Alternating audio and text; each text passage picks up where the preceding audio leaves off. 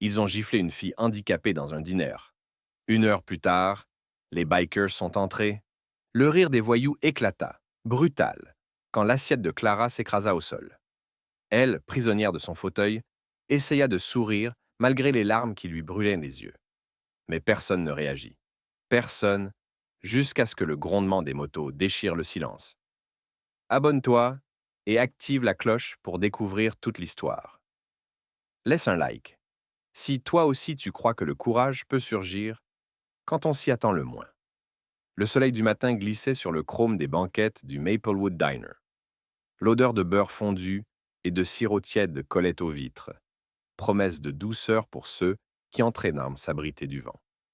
À la table près de la baie, Clara tenta de couper sa crêpe d'une main trop raide. L'autre serrait la roue de son fauteuil pour rester stable. Elle avait ce sourire discret des gens qui s'excusent d'exister, même quand ils ne dérangent personne. Tu veux un supplément de sirop, chérie demanda la serveuse, une femme aux avant-bras musclés, plateau coincé contre la hanche. Je. Oui, merci, répondit Clara avec une politesse fragile. À la table d'à côté, 3 garçons étalaient la certitude insolente de leur âge. Sweatshirt relevé, casquettes à l'envers, ils martelaient la banquette du talon. Le plus grand, Ethan, jeta un coup d'œil à Clara, puis à ses amis, sourire de travers. Regardez-moi ça. Madame Rouet-Scromé a droit à un service spécial. Arrête, ricana le second. Elle va nous rouler dessus. Des rires gras. 2 clients baissèrent les yeux sur leur café. Le vieux monsieur au comptoir, monsieur Doyle, pinça les lèvres, hésita, puis se replaça derrière son journal. La serveuse, elle, ralentit imperceptiblement, comme si ses pieds refusaient d'avancer. Ethan se leva avec la nonchalance de ceux qui ne craignent rien. Il vint se planter devant la table de Clara, pencha la tête. Alors, princesse, on déjeune seul. Je. J'attends ma mère. Elle travaille à côté, balbutia Clara. Le silence soudain plus tranchant que les couverts. La musique de fond claquait trop fort, comme pour couvrir ce qui se jouait. Ethan frôla le bord de l'assiette du bout des doigts, testant la limite.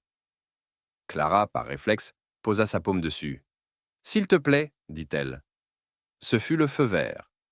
D'un revers sec, il gifla l'assiette. La crêpe glissa, se retourna, s'éparpilla au sol dans un bruit humide. Quelques gouttes de sirop éclaboussèrent la roue du fauteuil. Un petit « oh » étranglé roula dans la salle, vite étouffé. Oups, fit Ethan. Théâtral. Mes doigts ont ripé. Les 2 autres éclatèrent de rire. Clara voulut se baisser, mais son corps la trahit. Ses doigts tremblèrent. La fourchette tinta sur le carrelage. Des larmes lui montèrent aux yeux. Elle cligna vite, comme pour les renvoyer d'où elle venait. Ce n'est rien, murmura-t-elle pour elle-même. Ce n'est rien. La serveuse fit un pas, puis s'immobilisa. Le patron derrière la caisse avait levé un sourcil, un de ces signes muets qui disent « Ne t'en mêle pas ». La lâcheté a parfois la forme d'un geste minuscule. Alors M. Doyle descendit de son tabouret. Ses chaussures crissèrent sur le carrelage. Il posa un genou à terre, rassembla la crêpe avec une douceur d'horloger. Ne les regarde pas, souffla-t-il. Ils n'ont que ça pour exister. Merci, dit Clara d'une voix cassée. Ethan observa la scène amusé. Oh, le chevalier du bacon au secours de la princesse en détresse. Ça suffit, lâcha la serveuse. Enfin. Sinon quoi répondit-il sans même la regarder. Son index poussa légèrement la roue du fauteuil de Clara. Petit tour de manège. Clara planta ses yeux dans les siens. Il y avait là un mélange déchirant de peur et d'obstination. Ne me touche pas. Elle n'avait pas crié. C'était pire. Elle avait demandé le respect avec un calme que lui ne possédait pas. Ethan eut un sourire pâle, mais ses doigts se retirèrent. La lâcheté encore aime le public favorable. Or, quelques têtes se redressaient, quelques sourcils se fronçaient. Le patron claqua une facture, haut et fort, comme un coup de sifflet. Circulez. La serveuse apporta une nouvelle assiette, les mains qui tremblaient à peine. C'est pour moi, glissa-t-elle.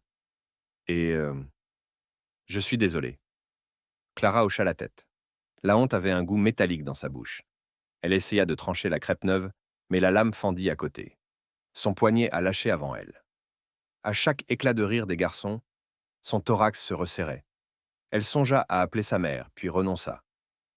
15 minutes, et tout serait fini. Tiens bon. Respire. Avale. Le monde s'était ratatiné à la taille de son assiette. Les néons bourdonnaient. Le ventilateur grinçait. Quelqu'un la filmait peut-être. Qui sait, on filme tout, même la honte des autres. Mais personne ne disait « Stop ». Monsieur Doyle revint s'asseoir au comptoir. Il fit teinter sa cuillère dans sa tasse, signe d'impuissance. La serveuse, mâchoire serrée, remplit des mugs qu'on n'avait pas demandés. Le patron compulsait des tickets, et le temps s'étirait, lent, visqueux, comme du sirop renversé. Clara fixa ses mains. Elles obéissaient mal. Son corps, parfois, était une maison capricieuse. Les portes claquent, les fenêtres coincent, et pourtant on y vit. Elle inspira profondément, laissa la fourchette, redressa le dos. « Ce n'est pas moi qui devrais avoir honte », pensa-t-elle. « Ce n'est pas moi. » Ethan, déjà lassé, fit mine de partir. Puis, pour le souvenir, pour la blague, il tapota la poignée du fauteuil. Un geste de trop. La serveuse bondit d'un pas, M. Doyle reposa sa tasse. 2 clients se levèrent à moitié, retombèrent aussitôt.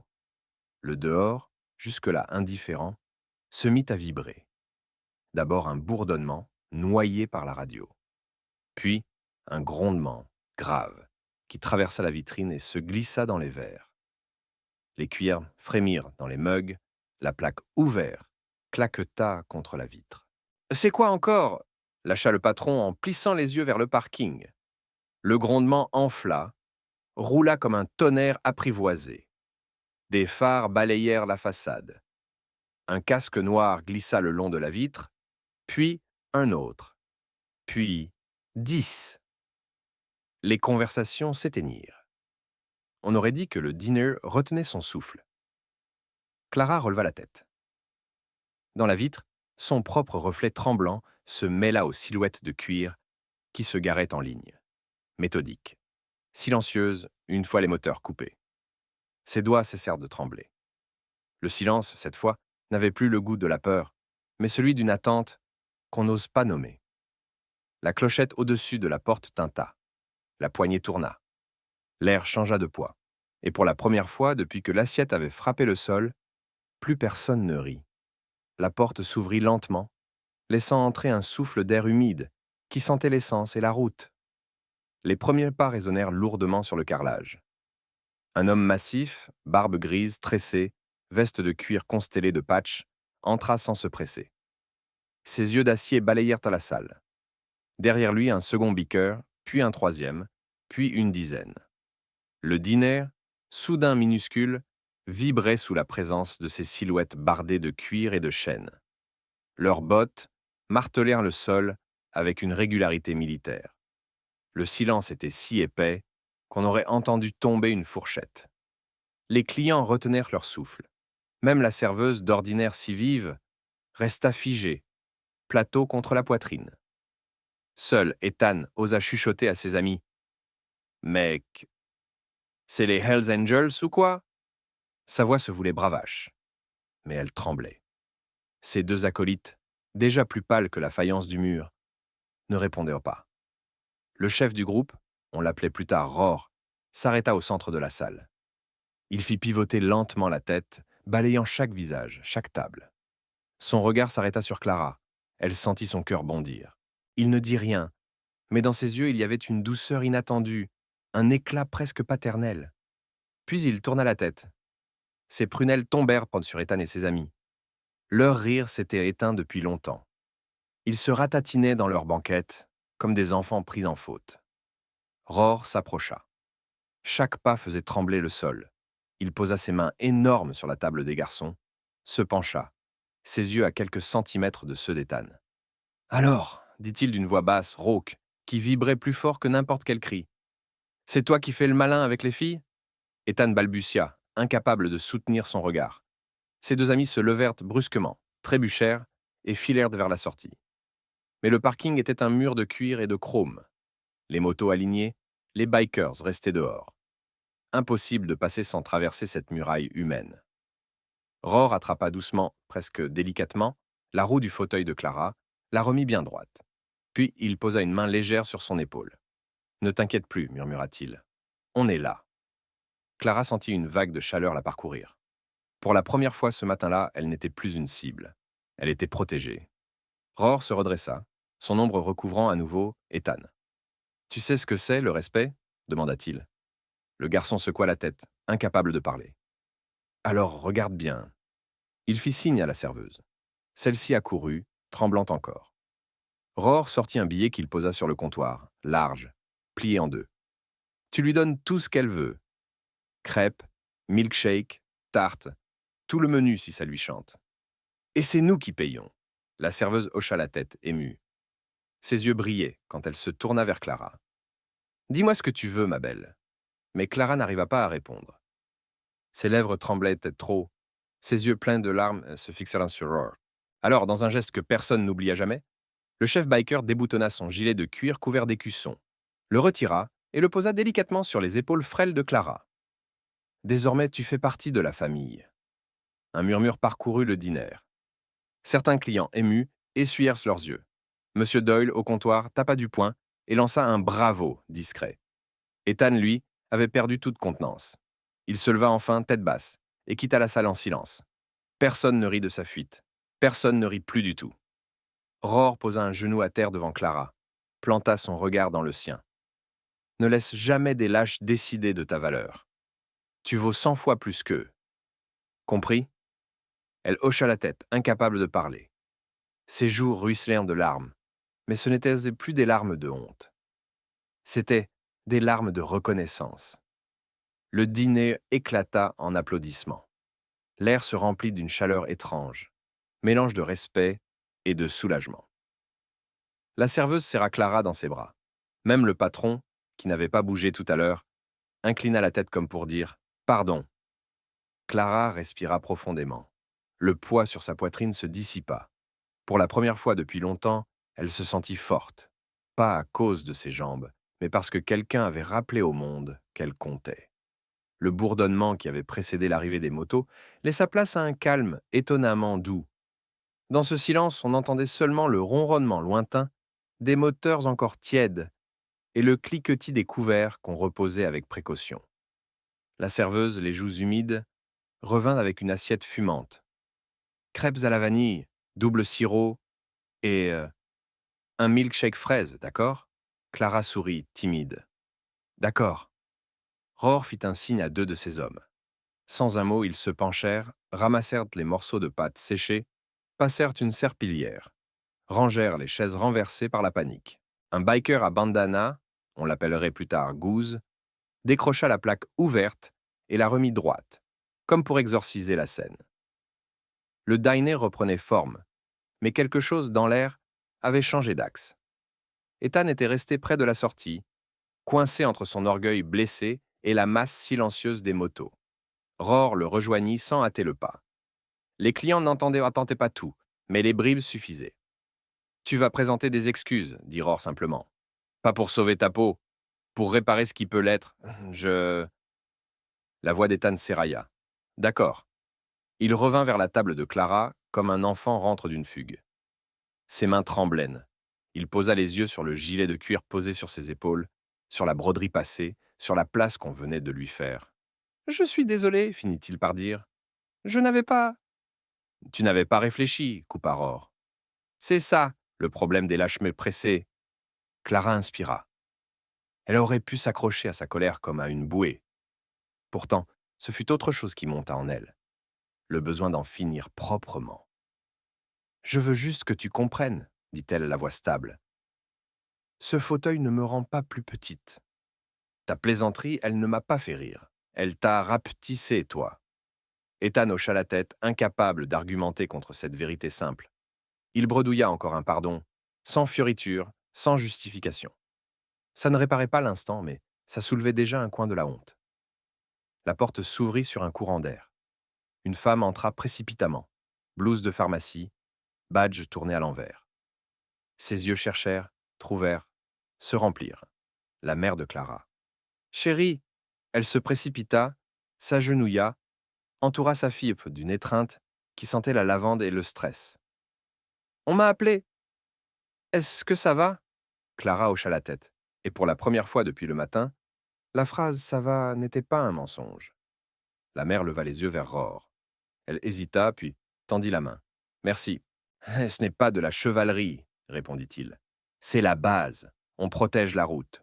On protège les nôtres. Aujourd'hui, ta fille, c'était les nôtres. Il se tourna vers la salle. Et vous? Sa voix s'élargit, calme mais ferme. Qu'est-ce que vous avez protégé aujourd'hui? Vos cafés? Vos habitudes? Un frisson passa dans les rangées. Monsieur Doyle posa son journal, rouge jusqu'aux oreilles. J'aurais dû me lever plus tôt, admit-il. J'ai regardé. Regarder ne suffit pas quand on sait, dit doucement la serveuse. La prochaine fois, je ne demanderai pas la permission du patron. Le patron, piqué, ouvrit la bouche, puis la referma. Sous la lampe, il paraissait soudain minuscule. J'ai eu tort, lâcha-t-il finalement. Ici, on ne tolérera plus ça. Plus jamais. Un biker aux yeux clairs sortit un petit carnet. On note les témoins, les heures. Pas pour menacer, pour se souvenir. Parce que la mémoire, c'est ce qui empêche de recommencer. Roar posa enfin une main sur l'épaule du patron. Tu vas offrir le petit déjeuner de la semaine à cette table. Et tu vas afficher un panneau. Ici, on sert tout le monde avec respect. Pas comme une posture, comme un contrat. D'accord, souffla l'homme, sincère. La mère de Clara caressa le cuir du gilet. Il est à toi? Il est à elle, répondit Roar.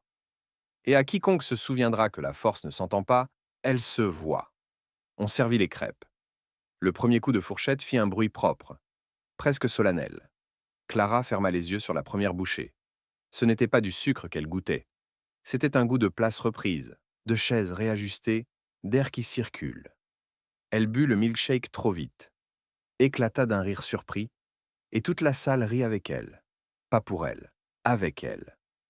Les bikers restèrent, commandèrent du café, racontèrent des histoires de pluie, de kilomètres avalés, de pannes sur des routes désertes, de mains tendues au mauvais moment devenu le bon. Ethan, lui, resta à l'écart, ramassa encore une fois des miettes invisibles, comme si chaque geste servait à remonter sa taille perdue. Avant de partir, il s'approcha. « Tu vas au lycée Jefferson? »« Oui. Si quelqu'un te cherche là-bas, Tu diras « Stop », acheva Clara. Pas parce qu'ils ont peur de toi, parce que toi, désormais, tu as peur d'être le même. Il ne trouva rien à ajouter. Son silence, pour une fois, valait promesse. Quand les bikers se levèrent, la clochette tinta à nouveau. Roar regarda la mère. « On vous raccompagne ?» Elle hésita. Clara hocha la tête, ravie de l'idée. Le convoi se forma sur le parking. Impressionnant, mais étrangement tendre. 2 motos devant, 2 derrière, la voiture au milieu. Au moment de partir, Roar se pencha à la fenêtre. « S'il se passe quoi que ce soit, tu viens au dîner ou tu nous laisses un mot ici. » Il tapota le cuir sur ses épaules. La famille, ça ne s'annule pas à la fin du service. Le cortège s'éloigna, dans un grondement assagi. Le dîner resta un moment portes ouvertes, comme pour laisser entrer un peu plus d'air neuf. La serveuse décrocha une feuille, écrivit au feutre « On ne rit pas de la fragilité, on la entoure. » Elle accrocha l'affichette sous le menu du jour. Monsieur Doyle paya 2 cafés qu'il n'avait pas bu. Avant de sortir, il glissa quelques billets à la caisse. « Pour le panneau, dit-il, qu'il soit beau, qu'on n'oublie pas. » Le soir, dans sa chambre, Clara posa le gilet sur le dossier de son fauteuil, comme on pose une médaille sur une étagère. Elle envoya un message à la serveuse, un autre à sa mère, un dernier à elle-même. Une note, pour plus tard. Quand le monde est sourd, cherche le ronflement des moteurs. Parfois, c'est le bruit du courage qui arrive. Elle ferma les yeux. Les rires du matin s'étaient effacés, recouverts par les applaudissements, par les voix qui avaient dit pardon, par la promesse d'un stop articulé à temps. L'histoire, pour une fois, n'avait pas été volée. Elle avait été réécrite devant témoins. Et son dernier mot n'était pas peur, c'était dignité. Les apparences trompent. Les plus menaçants ne sont pas toujours ceux qui hurlent le plus fort. Et la douceur n'est pas la faiblesse. C'est du courage qui a choisi sa forme. La dignité d'une personne ne se négocie pas. On la défend ensemble ou on la perd, chacun. Abonne-toi pour d'autres histoires vraies où la compassion a des épaules solides. Si tu crois, toi aussi, que le respect doit être la règle, pas l'exception, laisse un like et partage cette vidéo. Et dis-nous en commentaire, qu'aurais-tu fait ce matin-là au Maplewood Diner?